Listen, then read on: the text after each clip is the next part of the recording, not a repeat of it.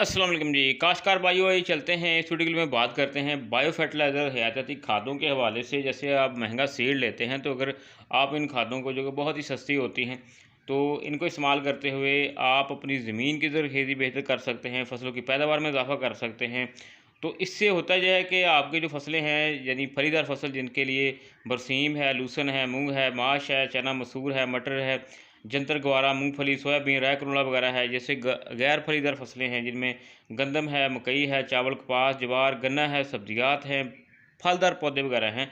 तो ये आप स्क्रीन के ऊपर देख सकते हैं, ये पैकिंग आप देख सकते हैं, मकई है, राया वगैरह है। तो ये फसलें जो होती हैं, जब इनके सीड को लगाया जाता है, सीड को लगा के काश्त करते हैं, तो फिर इनके अंदर जो है वो हवा से नाइट्रोजन हासिल करके पौधे को पहुँचाने की जो है वो पैदावार सलाहियत बन जाती है, ये सलाहियत पैदा हो जाती है। पौधे जो है वो ज़मीन से फास्फोरस और दीगर अनासर वगैरह जो हैं वो फिर आसानी से लेना शुरू कर देते हैं। ज़मीन की साख्त बेहतर होती है, फसलों की नशोनुमा और पैदावार जो है वो बेहतर होती है।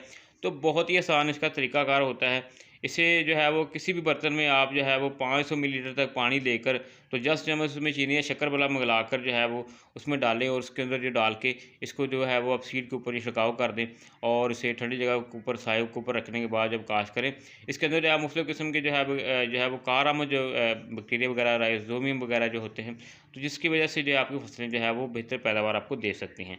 तो आसानी के साथ आपको ये अवेलेबल हो सकते हैं। फलीदार फसलों के लिए 2 टीके होते हैं, गैर फलीदार फसलों के लिए 4 टीके आप इस्तेमाल कर सकते हैं।